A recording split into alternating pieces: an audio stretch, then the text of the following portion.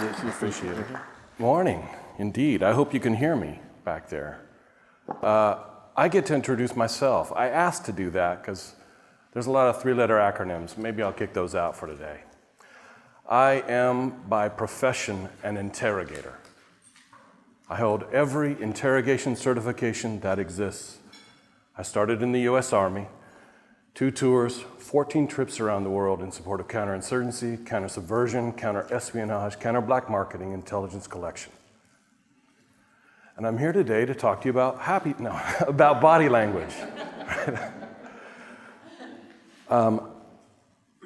The reason I want to do that, and the moment in time when I realized the power of it, involves a story that's probably rated R. Yes, I see some smiles out there. I knew I'd get your attention. Here's what happened, right? Let me set this up for you. 1985. The International Olympic Committee awarded the '88 Summer Olympic Games to Seoul, South Korea. Wonderful. I remembered that later on in my military career, right around 95, when I opened MRE, and there's a bag of M&Ms in there from that Olympics. Anyway, '88 Summer Olympic Games were awarded to Seoul. Now, when Seoul won those, the leader of North Korea, Kim Jong-il at the time, not Kim Jong-un today, correctly knew that due to the influx of money, because of the tourism, everything about the Olympics, that his security envelope was being diminished. So Kim Jong-il, he's also kind of a jerk, right? Kim Jong-il decided, I'm going to fix this.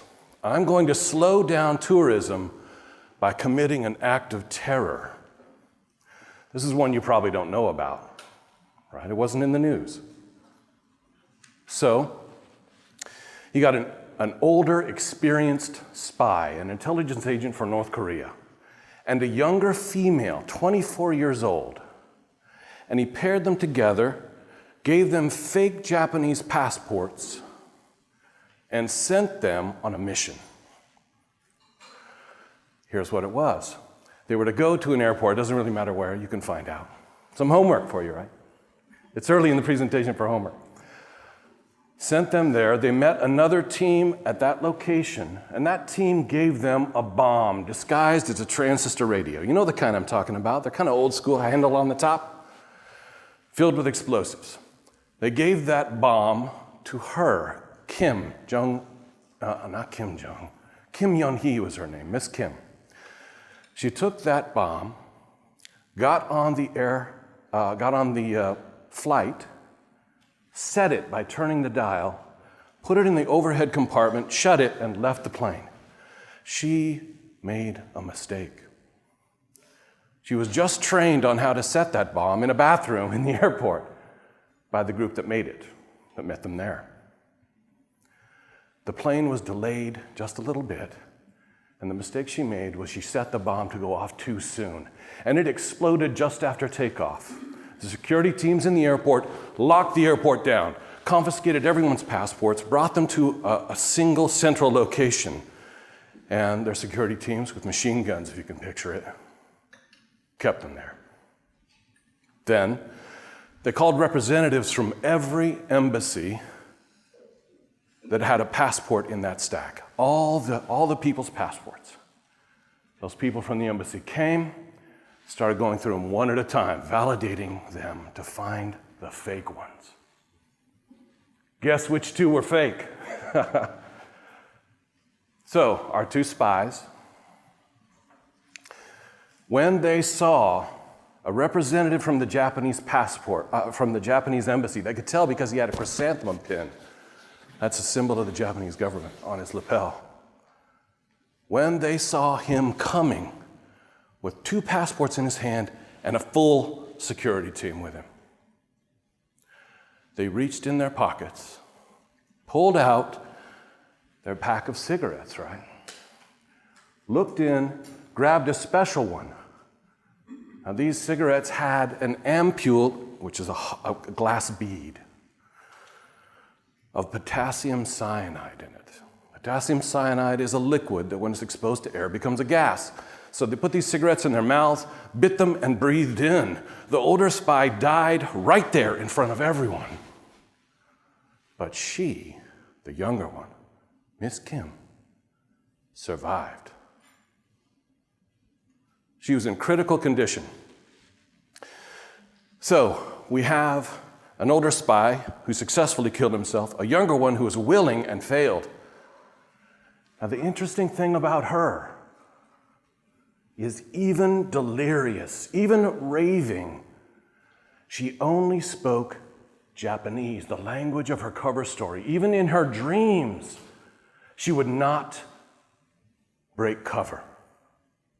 How disciplined a mind must you have at 24 years old to hold in that secret, even in your dreams? What kind of indoctrination must there be? Now, my son's 24. He's nowhere near. He's probably playing video games right now. So, the reason I bring that up, when she woke up, she continued to speak Japanese, born and raised in North Korea. And they didn't know what her state affiliation was. Now, they knew she was a bad guy, because only bad guys have ampules of potassium cyanide in cigarettes, right? They knew she'd committed the crime, but they didn't know what to do with her. They didn't know who to send her to. Now, the plane they blew up was a Korean Airlines plane, so they said, well, we'll send them to South Korea. That's who they were obviously targeting. And the reason they were willing to do that is South Korea is not a signatory to the Geneva Conventions. They have, do, and will continue to torture their prisoners. That's why they let her go. Serious story so far, right? It gets more serious, wait for it. So, they sent her there. She was turned over to the senior in-country interrogation team. And what do you think those guys did? They did not torture her. They didn't do anything to her. They let her sleep normal hours. They talked to her every day. But using body language analysis, they broke her. When I say break her, what I mean is she confessed completely in 8 days. 8 days. To take someone who was willing to commit suicide, not to avoid punishment, she was already caught, but to just negate the state affiliation of her actions. She committed suicide so that no one would find out who she worked for. And then in her dreams even, wouldn't break cover. This is the greatest changing of mind, perhaps in the history of the world. And the technique they used, I'm going to teach you today. Now, in order to do that, I need to do a couple things. I need to create a framework on which to hang the method. I'm going to teach that at the end. Don't get excited. It's coming. It's coming. All right? But I need to let you know what body language is not, and tell you the dangers, the pitfalls, the traps that are going to stop you from being as good as those men are. Also, the things we're going to talk about, this method is not in the interrogation manuals. These men that conducted this operation against Kim Yon-hee were my mentors. This is stuff that's not in the books. Okay. But first, all right, so we're going to do an exercise. I'd like everyone to stand up, please. Be careful. Interrogation and body language analysis is about observation. Now, I'm going to hop up here so you can see me. Can everybody see? All right. I want you to pair off in groups of 2 or 3. 2 or 3. Find a buddy and face them. Okay, if you don't have a partner, groups of 2 or 3. 2 or 3. If you don't have a partner, raise your hand. Everybody got one? You don't have one? Oh, 2 or 3. You got those 3, right? Perfect. Okay, so get where you can see them, straight on. Or, if there's 3, it's like just... Okay, here's what we're going to do. You have 5 seconds. We're going to do this observation exercise. Look at the people in your group. 4, look at them. 3, 2, 1. Now turn around. Turn around. All right, now, here's where it gets interesting. Oh, you guys aren't turned around. You can see here. You're fine. Change something about yourself. Something subtle, right? Let's see if they can catch it. Change something about yourself. There we go. Nice, nice. Change something subtle about yourself. 5, 4. Okay, turn around. All right, can you see what it was? All right. Yeah, see? All right, everybody. Hello. Okay, look up here.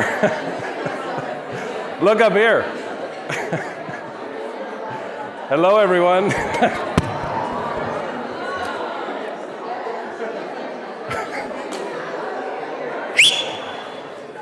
Thank you. All right, can everyone see me right now? Okay. Now, did you notice all the conversation? Some of you guys found it, didn't you? You saw it, what it was. All right. Everyone who changed something below the waist, sit down. Look at that. Now, I give this speech sometimes. I'm a guest lecturer at Georgia State in their psychology department. Every time a college-age gentleman in a very ungentlemanly fashion puts his fly down, thank you for not doing that today. Thank you. It's always awkward. Nobody likes that. Okay, so that's it. It's HR in here, right? So it's like, oh my God. Okay, so if you change something from the neck to the waist, sit down. Oh, nice. Yeah, see? There we go. Now, if you change something from the waist, or you don't know. If you don't know, sit down as well. There you go. All right. Now, if you change something from the waist, from the neck up, sit down. Now, who's left standing? Anyone left standing? All right. Let me tell you what just happened. This is your first lesson. When I asked you to change something about yourself, you changed your clothing or your hair or your jewelry. None of those things are you. Anything that can be stolen from you, anything that can be taken from you, is a false proxy for quality. A distraction. Do you understand what I'm saying? If you're going to read body language, you need to ignore whatever brand they're wearing. Money has no impact on what we're talking about. This is the first trap. Some of you will not overcome it. You will be distracted by what my son calls swag and never see. And what some of you apparently call swag, and never see the underlying important things. Look around. No one is standing. 100% of you made that choice. And you want to know why? Because $500 billion a year, $500 billion a year, is spent to advertise clothing, jewelry, and hair products to you. There's no media available that doesn't attempt to increase your perception of the importance of those things. And it's working. Unfortunately for our purposes, it stops you. It distracts you. Okay. That was fun, wasn't it? Okay, so let's talk about what body language is not. First, mirroring. We heard about mirroring? Where you stand with someone, you subtly do the things they do. So work with me for a second. Has everyone had a bad day at work? I don't see any hands down. Oh, you had a hand down? Congratulations. Oh, that was 2 hands up. So when we have a bad day at work, we go in and we do the best we can. You put a good face on. And you go in there and you have to do a job interview. Someone comes in and you're having a rough time, but you're doing the best you can. And this person is a mirrorer. So the body language they're reflecting back at you is stress and discontent. Body language is only reflection. It is never, not body language, mirroring is only reflection. It is not and never can be influence. It is only reflection. You can only return back to them what they're broadcasting. So when mirroring works, it's luck or an accident. Does that make sense? Okay. Second thing, body language is not definable across the population. Not definable across the population. What that means is, if you think that people lie when they look up and to the left, for some of them you're right, but for most of them you are wrong. The way you move comes from where you came from your parents. And if they weren't there, from television. I met someone who had Barney the dinosaur. Anyway, okay, so there's all kinds of sources body language can come from, right? Elbows in, flapping. We've all met that person. Okay. Not definable across the population. So I've audited all the books on body language. The top-selling one when I did this big reading thing was by a guy named Navarro, 37 years experience out of the Kansas City office for the FBI interviews. And when I read his book, including the chapter about thumbs, I said, this is how to read white people from the Midwest. If that's the only people you interview, this is the book for you.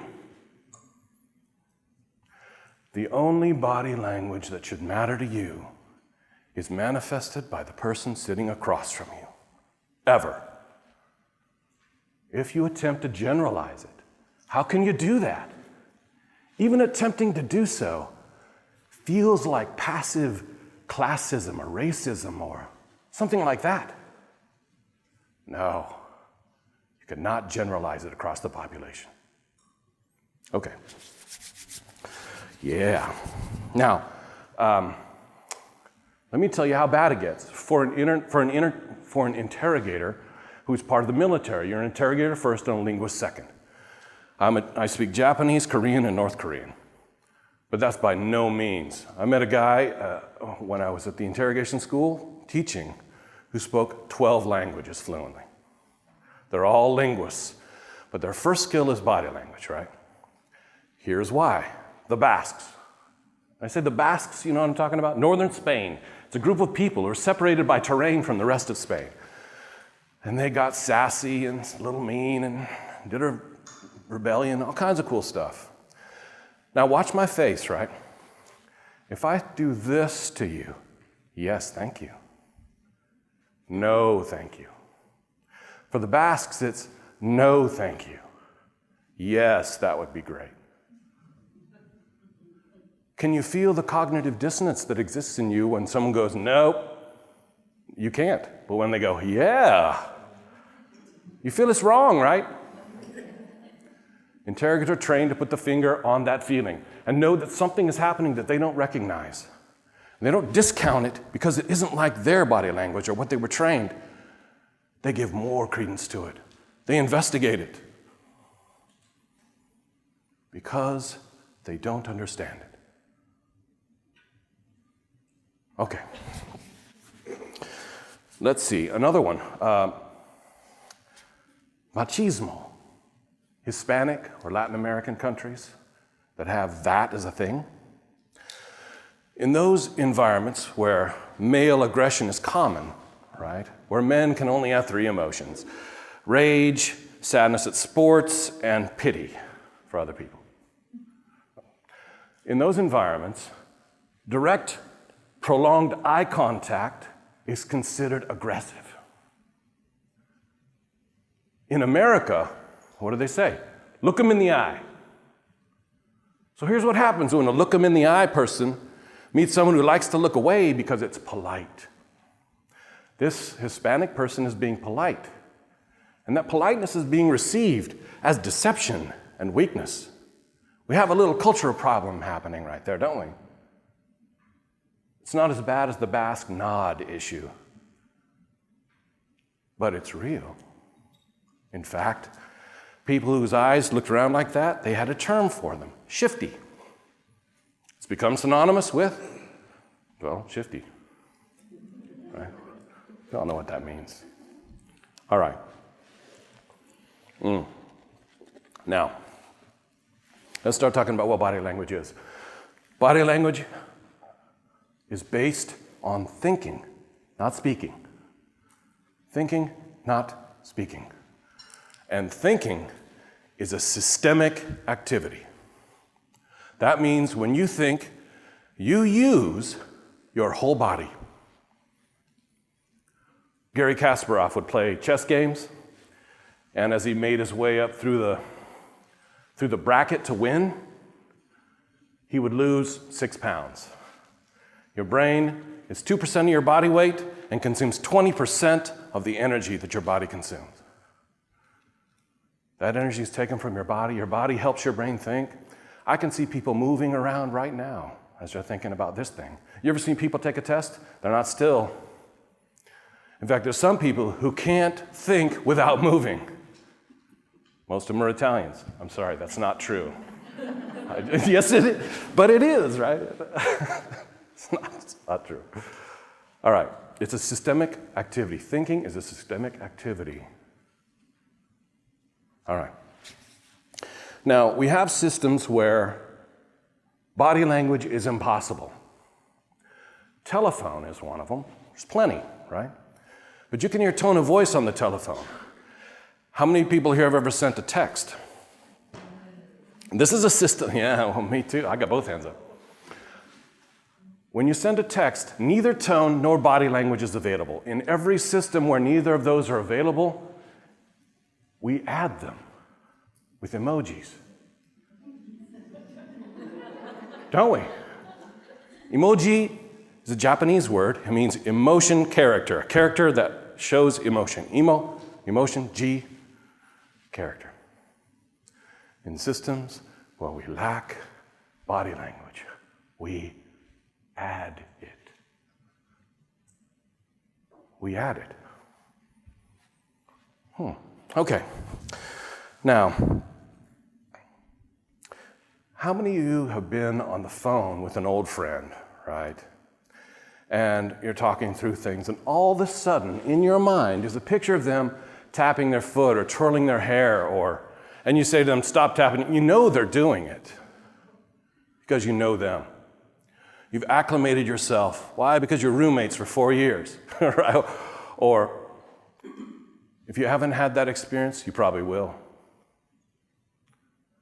Now, my daughter, her name's Zoe. Zoe got a summer job. She's in college. She wanted some spending money. And the place she worked was Edible Arrangements. I have never eaten that much chocolate-covered pineapple in my life, but let's move on. It's an Indian-owned, family-owned franchise. Not the franchise, but this location was. So it was my daughter, curly blonde hair, with a bunch of Indian aunties. That's who she called them, that were in the family. So my daughter comes home, and I'm talking to her about something, and she decides to get some sass on in some way, and she starts doing this to me. Now that is a stereotype, right?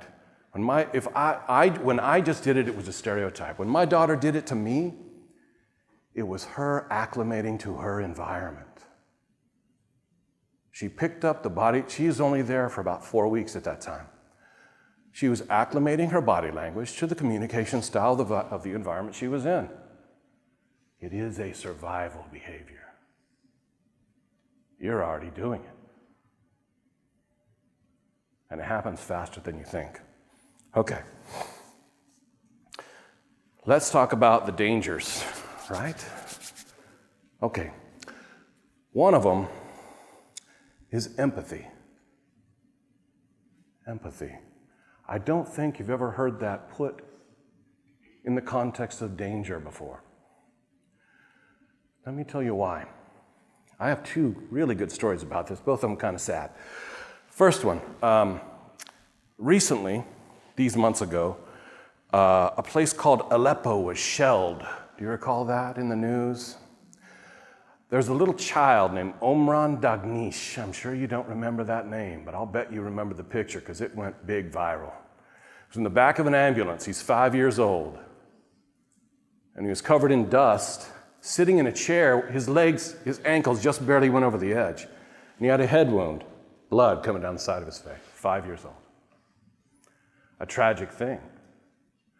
That picture had political backlash. The emotional, visceral response to a wounded child is serious business. And we discussed going to war to stop that from happening again. Now, can you feel the justification? I hope you can. The emotional response to a harmed child. Now, I'm going to flip it around on you just a little bit. Saddam Hussein. The women in his life came to him and said, "We are believers. We want to fight just as our men are fighting." This was right before the Iran-Iraq war, which is a long time ago. "We cannot stay at home." He said, "There's a tradition of this in the Quran." Okay. And he gave them excellent cadre, and he trained these women in infantry tactics. That's ground tactical combat. That's boots and guns and bayonets. These women were better shooters than the men. Why? Because they believe they can't shoot, so they listen very carefully when someone who knows how to do it teaches them. So the snipers were excellent. And they were motivated because Saddam showed them a picture of a child who'd been harmed.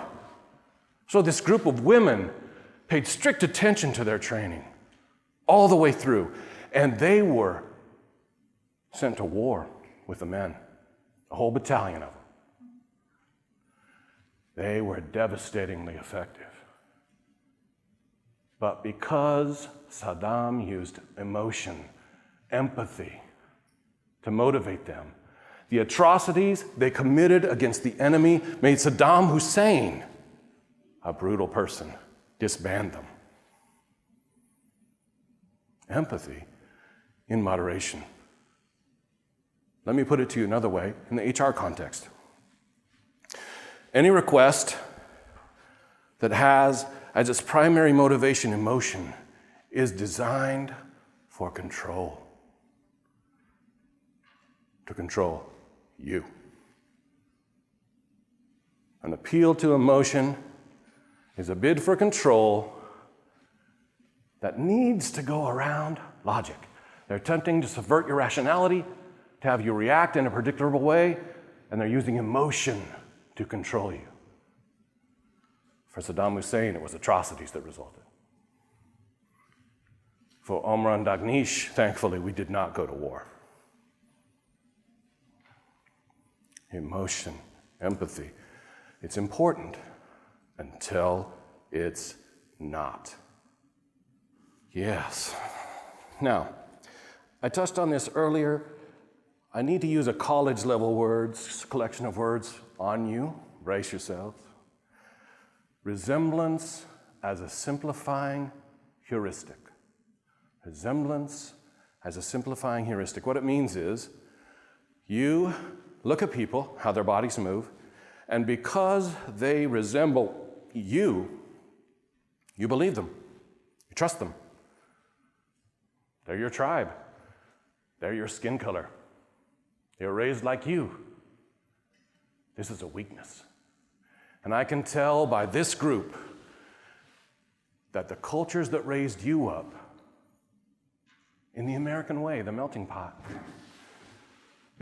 differ. When you read body language and you trust or distrust it by how it resembles yours, you are making a mistake. A big one. You know who does this a lot? The police. Humans. You know who does this a lot? Humans do this a lot. Be careful. Resemblance as a simplifying heuristic. It's a danger. Okay. Next one. Let's see. Now, if we were to do a scientific experiment in this room and showed the same video to all of you, and you made it, and I knew whether the person was lying or not in the video, and you had to decide, lying, yes or no. 55% of you would get it right, 45% of you would get it wrong. New video, we'd show it to you. 60-40, 55-45, 50-50 on each consecutive video. It's a coin flip, the detection of deception is, for most of America, everyone really.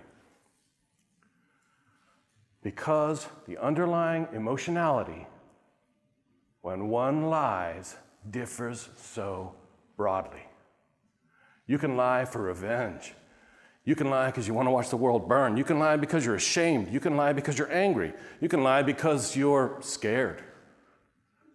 All those things have differing thought processes. Thinking is a systemic activity. So you can't say liar. Except for one group in America who can detect deception 70, 80, 90% of the time accurately and consistently. Let me tell you who they are. Aphasics. An aphasic is someone who, through stroke or trauma, has had Broca's area in their brain damaged. Broca's area controls speech. Speech is no longer something they can do. They can neither understand it nor produce it. Depending on the degree of their injury, some of them can speak single words and understand single words. There's no grammar. But most of them can't speak at all. This group, when shown video, without the words, can detect deception 70, 80, 90% of the time. Like a blind person's hearing gets better, a non-speaker's observation skills get better. So this is the other danger. We listen too hard. You listen too hard and you don't see. Do you see the danger I'm talking about here? These aphasics don't have language. Here's a question for you. If you had the body language, observation skills of an aphasic, and you had the words, you could never be lied to. That extra information would make the difference up. This is males, females, all different ages. Aphasics, no. Don't listen too hard. Don't put so much credence in words. All right? Okay. Now, the next thing. This is one of my favorite stories. Ego. Your ego gets in your way. If you want to say, liar, right? That's a trap. Let me tell you why. Good friend of mine, his name's Scott. He married a woman, a widow, who had 4 boys. Now imagine for yourself how much trouble you'd have as a brand new giver of discipline in a family like that. And he was having problems. And we were talking about it. I said, I may or may not know about families, but I know about intelligence operations. Let's do this. Why don't you go to the one rule he had? He wanted to make sure that from 3:30 when they got home to when either he or his wife were home from work, that there were no visitors in the house. It's a rational rule, right? No free-for-alls at home. So I said, here's what you do. Go to Radio Shack and get a voice-activated recorder. Hide it in the room. Then, if there's talk in there, just listen to it. You can listen to it at twice the speed, and you can know when a voice that's not in your family is in that room, right? Then you got them. But what you don't do is play back the tape for them. Instead, you don't necessarily lie to them. What you want to do is you want to say, is there any reason why Mrs. Jones across the street would tell me that there were people in our home not of our family yesterday? The reason I asked him to ask that question is he has this tool, the recorder. As soon as the means of your gathering intelligence is discovered, the enemy, the kids in this case, seems appropriate, the kids will find it and press stop. And then when their friends go home at 5:45, right before the parents get home, they hit play again. As you learn these body language techniques, we're about to go into it, don't let your ego cause you to challenge someone. Revealing your tools, just as they become sharp, they will change their behavior to take away your capability. Patience. Patience is what you need. Okay. Let's get into the method. Here's how it works. Finally, right? All this, yeah. Here's how it works. I'm going to use an example. I'm an interviewee. And I'm being interviewed by someone who wants to hire me, potentially, or not. I'm a candidate. And she asked me some questions. I'm going to jump in. And I'm going to say, but I'll answer that in just 1 second. Let me ask a question of you. How do you like working here? And if she looks at me and says, this place is great, right? Or goes, I love this place. Or says, it's not bad. I don't care what her answer is. What I'm looking for is her intent. When she wants to be believed, what does her body do? A lot of people lean forward. But again, I don't want to seed you with ideas that won't help you. Whatever that body language is, I want to know it. Then, here's the technique, the part that's important. It's called a mnemonic blink. Blink and picture yourself making that movement while you have that emotion. Do you understand what I'm talking about? Picture yourself making the movement while you're holding that intent. Believe me. Believe what I'm about to say. What you're doing is you're learning a new body language vocabulary word.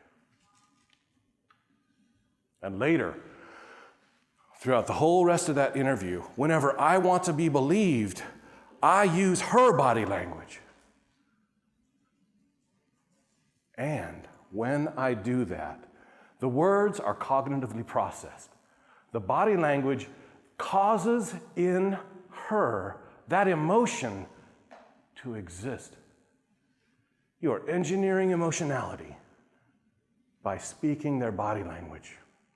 The reason it works, why it worked on Kim Yeon-hee, remember her, is because you can't resist it. It cannot be stopped. In order to disbelieve based on that body language, you have to despise everyone you have ever trusted and believed. It goes straight in and engineers emotion. So when we tell people things in the interrogation booth that they probably shouldn't believe, it might even be a lie, when I accompany it with the body language vocabulary word that that person associates, with a movement they associate with belief, it goes straight into them. If I do that long enough, you can change them. You can guide them to become something else. Now, all the most powerful tools and techniques can both heal and harm, can punish and protect. This technique is one of those. It can be used to inspire, to lead, or it can be used to manipulate. I'm handing you a gun. You're responsible for how you use it.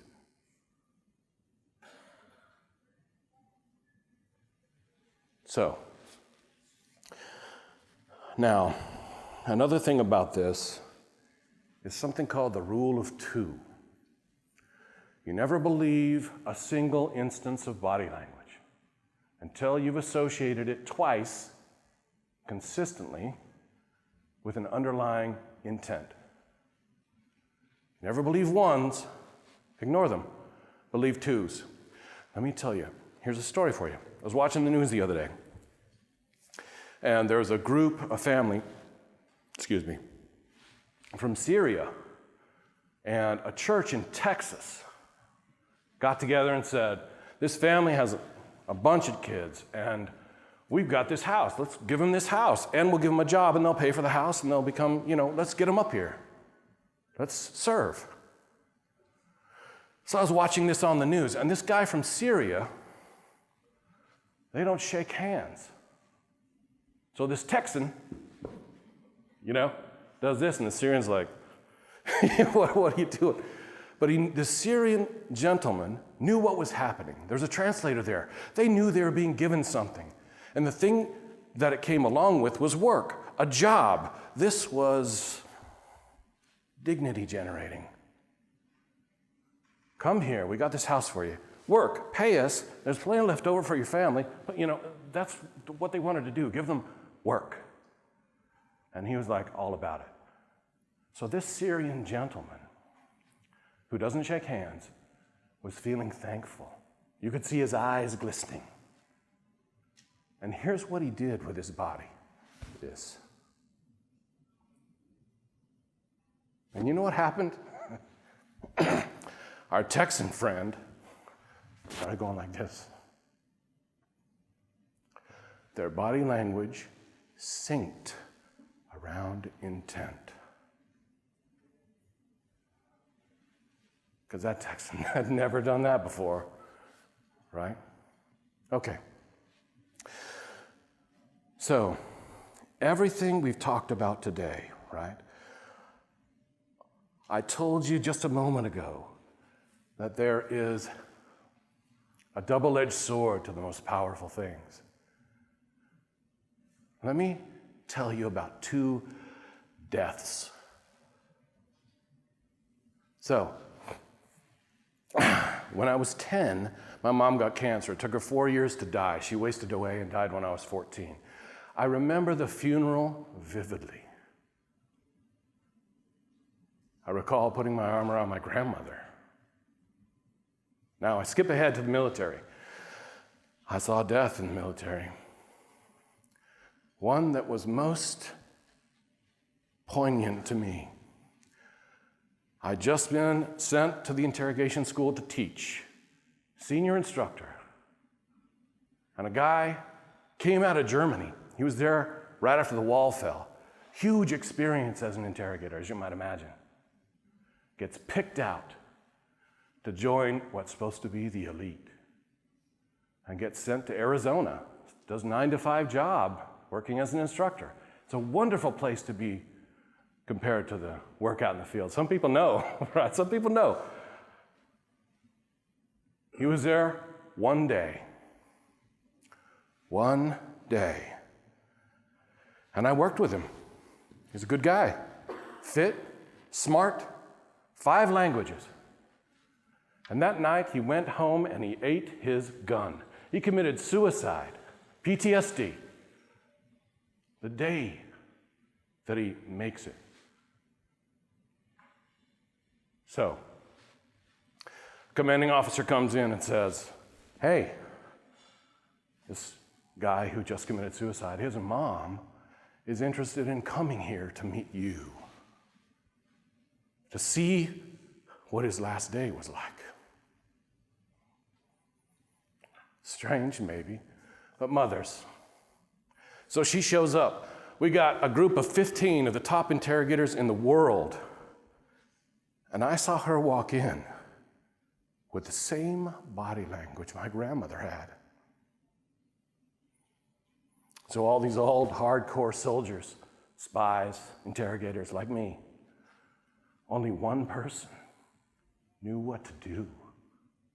Me. I put my arm around her. The reason I bring it up is if you observe body language and people and know them, you can serve them. You can know what they need and give it to them when they need it the most. This is how we should manage. 10 years ago, I had a guy who was a direct report to me, and all of a sudden he lost his body language, total flat effect. A sprint goes by, 4 weeks of work, right? And he sucked. I needed to talk to him, that's my job, and find out what's going on, because something's happening. If he's depressed, I wanted to get him whatever he needed. I needed to find out before I took any action. So I took him in my office. And you know what I found out? His wife had just died.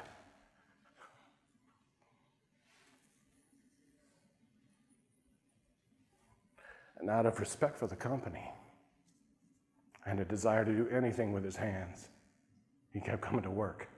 And I was about to discipline him. That would have been wrong. Because I noticed the body language was different, that there was a flat effect, I knew I needed to dig in a little further before I punished. And I was able to help him. My goal, the reason I do this, is what you would normally learn about body language. Through osmosis, through just living your life. I know maybe a lot of you have a grandma, a father, a grandfather who could look at you from 2 football fields away when you got off the bus after school and knew whether you're curious, happy, sad, hungry. You know why? Because their whole life they'd looked at people. The sad part is it takes 40, 50 years to learn it through osmosis. With training, you can compress the time and become wise, intelligent about emotion during your work life. Don't we wish we all worked in a place like that? Well, we were served and served others, because that's where you end up. That was the big surprise for me. I took on these tasks, this training, to convince people to commit treason against their country, to break minds. And I ended up knowing more about bereavement and service than I intended. So, what we talked about today, I've built the framework, I put your foot on the path, attempt it. Connect those intents to their body language. Use the blink and put it in you. Become part of the tribe of the person sitting across from you. It will reward you, as surprisingly it did me. All right, we have 10 minutes left, and out of respect for the schedule, instead of telling another story, I'll open it for questions. If anyone has one. I hope not, because I've gotten sweaty up here.